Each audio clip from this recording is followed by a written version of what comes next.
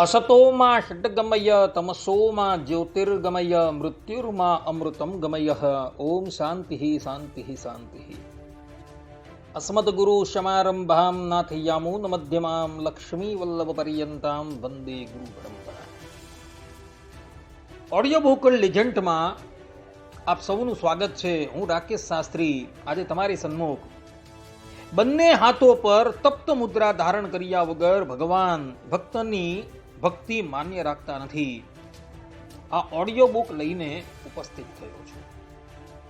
તો ભક્તો, આપણે કોઈ પણ દેશની અંદર જવું હોય તો આપણે એ દેશના વિઝા લેવા જરૂરી છે। વિઝા વગર આપણે એ દેશમાં ક્યારેય પણ પ્રવેશ મળતો નથી। એ જ પ્રમાણે જે પણ કોઈક ભગવત ભક્તએ ભગવાનના અક્ષરધામમાં જઈ ભગવાનની અખંડ સેવામાં રહેવું હોય તો એણે પણ વિઝા લેવા પડે છે। અને એ વિઝાનું વર્ણન કરતા ભગવાન સ્વામિનારાયણ શિક્ષાપત્રીના 41મા શ્લોકની અંદર કહે છે કે કૃષ્ણ દીક્ષામ ગુરોહ પ્રાપ્તૈ તુલસી માલિકે ગલે ધાર્ય નિત્યમ ચ ઊર્ધ્વ પુંડ્રમ લલાટાદો દ્વિજાતિભિ। અર્થાત કે ધર્મવંશી ગુરુ થકી શ્રી કૃષ્ણની દીક્ષાને પામ્યા એવા જે બ્રાહ્મણ, ક્ષત્રિય અને વૈશ્ય એ ત્રણ વર્ણના અમારા સત્સંગી તેમણે કંઠની વિશે તુલસીની બેવડી માળા નિત્ય ધારવી અને લલાટ, હૃદય અને બે હાથ એ ચારે ઠેકાણે ઊર્ધ્વ પુંડ તિલક કરવું। અહીં મૂળ સંસ્કૃત શ્લોકમાં ચકાર આવે છે, અર્થાત કે ચ મૂકેલું છે। એ ચનો અર્થ કરતા સદગુરુ સતાનંદ સ્વામી શિક્ષાપત્રી અર્થ દીપિકા ટીકાની અંદર કહે છે કે ચકારાત તપ્ત મુદ્રા ધારણમ અપી વૈષ્ણવાનામ નિત્યત્વાત સમુચ્ચીયતે। અર્થાત કે મૂળ શ્લોકમાં ચકાર મૂક્યો છે તેનો અર્થ એવો થાય છે કે વૈષ્ણવોએ ભગવાનના આયુધની છાપો એટલે કે તપ્ત મુદ્રા તપાવવી અને પછી તે તપ્ત મુદ્રાઓ બંને ભુજાઓ પર ધારણ કરવી। આ તપ્ત મુદ્રાની આજ્ઞા નિત્ય છે, ફરજિયાત છે। આ પ્રમાણે ભગવાન સ્વામિનારાયણે અહીં સ્પષ્ટ રૂપે એવું કહેલું છે કે જે પણ કોઈક વ્યક્તિએ અમારા અક્ષરધામની અંદર આવવું હોય એણે સર્વપ્રથમ ધર્મવંશના જે આચાર્ય છે અને એમના ધર્મપત્ની છે તેમના થકી દીક્ષા ગ્રહણ કરવાની છે। એઓ દ્વારા કંઠી ધારણ કરવાની છે, અષ્ટાક્ષર મંત્ર લેવાનો છે, લલાટની અંદર ઊર્ધ્વપુંડ તિલક તથા શરીરના બીજા 3 ભાગો પર ઊર્ધ્વપુંડ તિલક ધારણ કરવાનું છે તથા તપ્ત મુદ્રા ધારણ કરવાની છે। આ પ્રમાણે કરવાથી એ મુમુક્ષોનો વિઝા જે છે એ પૂર્ણ થાય છે। અહીં ભગવાન સ્વામિનારાયણે તપ્ત મુદ્રા ધારણ કરવાનું પણ વિધાન બતાવેલું છે। શાસ્ત્રોની અંદર તપ્ત મુદ્રા ધારણ કરવાનું ઘણો મહિમા બતલાવવામાં આવેલો છે। જેમ કે પંચરાત્ર સંહિતા એની પાદ્મ સંહિતામાં સ્પષ્ટ રૂપે દેવર્ષિ નારદ કહે છે કે શંખ ચક્ર ગદા પદ્મૈર લાંછિતો વિષ્ણુ ભક્તિમાન દેહમ પવિત્ર યદ ભક્ત્યા તસ્ય પુણ્ય ફલમ મહત। અર્થાત કે શંખ, ચક્ર, ગદા અને પદ્મના ચિહ્નોથી મુદ્રાંકિત થયેલો વૈષ્ણવ ભક્ત પોતાના શરીરને પવિત્ર બનાવે છે અને તેને મહાન પુણ્યની પ્રાપ્તિ થાય છે। આ પ્રમાણે જે પણ કોઈક વ્યક્તિ પોતાના શરીર પર અર્થાત કે બંને હાથો પર શંખ, ચક્ર, ગદા અને પદ્મની તપ્ત મુદ્રા લે છે એ પોતે પવિત્ર થઈ જાય છે, એના બધા જ પાપો સમાપ્ત થઈ જાય છે અને એને મહાન પુણ્યની પ્રાપ્તિ થાય છે।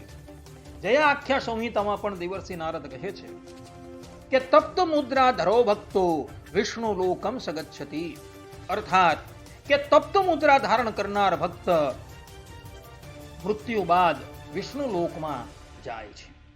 આ પ્રમાણે જે પણ કોઈ ભગવત ભક્ત તપ્ત મુદ્રાને ધારણ કરે છે એ મૃત્યુ બાદ ભગવાનના ધામમાં જાય છે. અને તપ્ત મુદ્રા ધારણ કર્યા વગર જો ભગવાનની ભક્તિ કરવામાં આવે તો એ સાધકની એ ભક્તિ ભગવાન ક્યારેય પણ માન્ય રાખતા નથી. જેમ કે નારદ પંચરાત્રની ભારદ્વાજ સંહિતામાં મહર્ષિ ભારદ્વાજ કહે છે કે અપી ચેત સેવન પરો ન ચેત તાપાદિ સંસ્કૃત अनरचार हतया विष्णोर दास्यात प्रत्यवते ध्रुवम.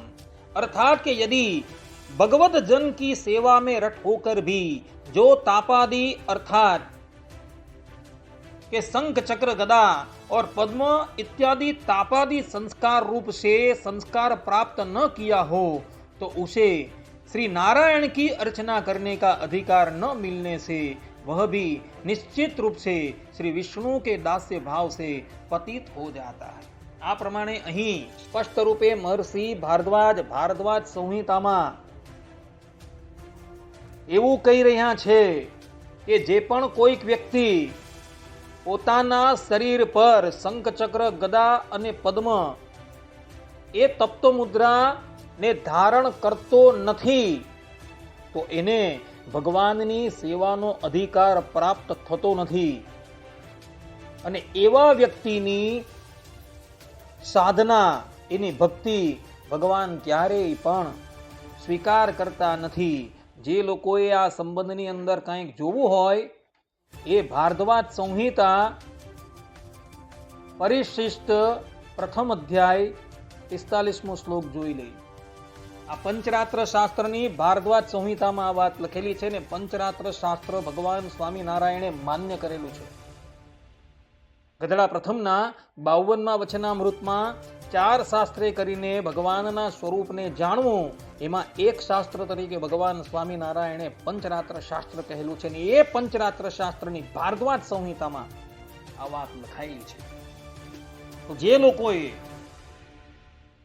પોતાના શરીર પર ભગવાનના આયુધોની છાપ નથી લીધી તે લોકો તત્કાલ વડતાલ જઈને પોતાની બંને ભુજા પર આ ભગવાનના સનાતન આયુધોની છાપ લઈ લે.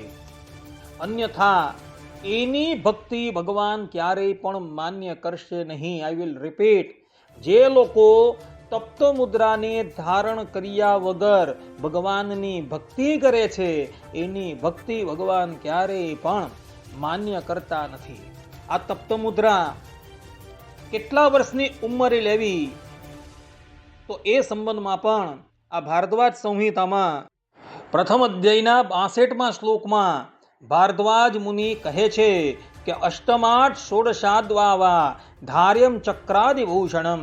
अर्थात कि 8 वर्ष की आयु से लेकर 16 वर्ष की आयु तक का काल विहित रहने से इसमें चक्रादि पंच आयुधों के भूषण का धारण किया जा सकता है. 8 વર્ષની ઉંમરનો બાળક જે છે એ બાળક 8 વર્ષથી લઈને 16 વર્ષ પર્યંતમાં આ તપ્ત મુદ્રા લઈ શકે છે. કોઈ વ્યક્તિ એવું કહે કે ભાઈ અમે તો 25-50 વર્ષ પછી ભગવાનના શરણમાં ગયા છે તો અમે તપ્ત મુદ્રા લઈ શકીએ કે ન લઈ શકીએ. અહીં તો ના પાડેલી છે કે 8 થી 16 વર્ષની ઉંમરના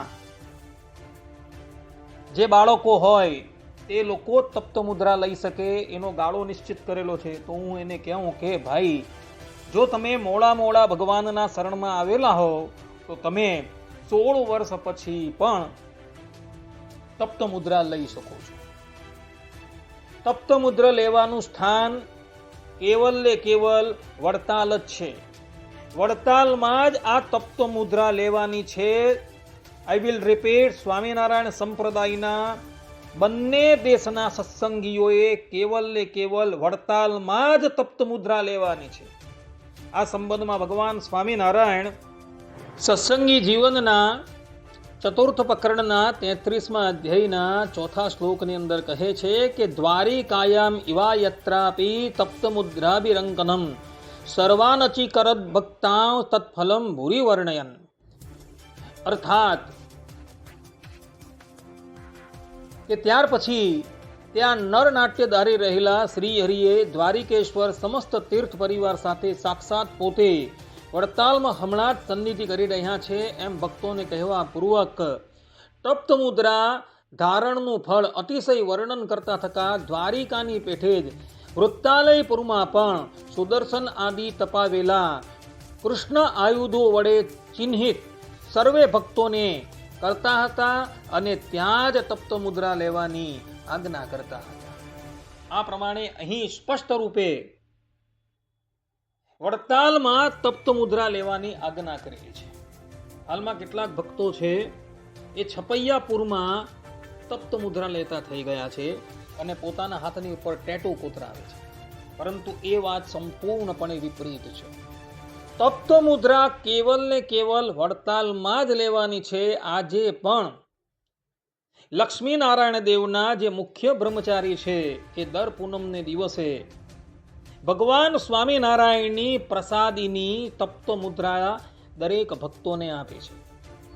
ભગવાન સ્વામિનારાયણ જ્યારે અવતાર ધારણ કરીને આ ધરાતલ પર વિરાજમાન હતા તે સમયે જે તપ્ત મુદ્રા આધારાનંદ સ્વામીએ કરેલી હતી તે તપ્ત મુદ્રા આજે પણ વડતાલના બ્રહ્મચારીજીની પાસે છે. અને એવો પાસે જે પણ કોઈક વ્યક્તિ તપ્ત મુદ્રા લેવા માટે આવે છે એને એવો એ તપ્ત મુદ્રા આપે છે. તો એ પ્રસાદીની તપ્ત મુદ્રા જ આપણે લેવાની છે. વડતાલમાં અન્ય સ્થાનક પર પણ તપ્ત મુદ્રા આપવામાં આવે છે, પરંતુ એ મુદ્રા વેલિડ નથી. લક્ષ્મીનારાયણ દેવના જે પૂજારી બ્રહ્મચારી છે તે તપ્ત મુદ્રા આપે તે જ તપ્ત મુદ્રા લેવાની છે. એનું કારણ કે એ પ્રસાદીની મુદ્રા છે.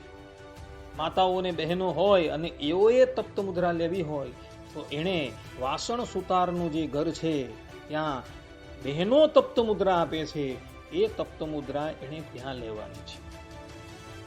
આ પ્રમાણેની જોગવાઈ વર્ષોથી કરવામાં આવેલી છે.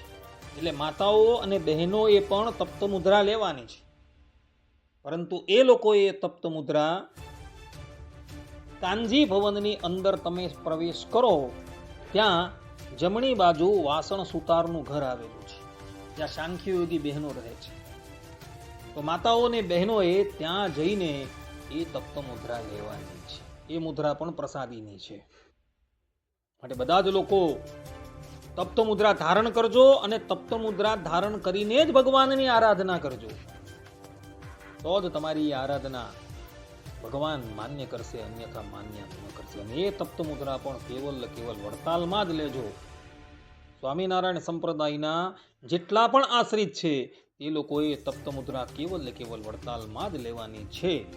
જે લોકોએ આ સંબંધની અંદર કંઈ જાણવું હોય એ સત્સંગી જીવન ચતુર્થ પ્રકરણ 33મો અધ્યાય 4થો શ્લોક જોઈ લઈ. ત્યાં ભગવાન સ્વામિનારાયણે આ વાત કહેલી છે. આટલું કહીને હું મારા પ્રવચનને અને આ ઓડિયો બુકને અહીં વિરામ આપું છું.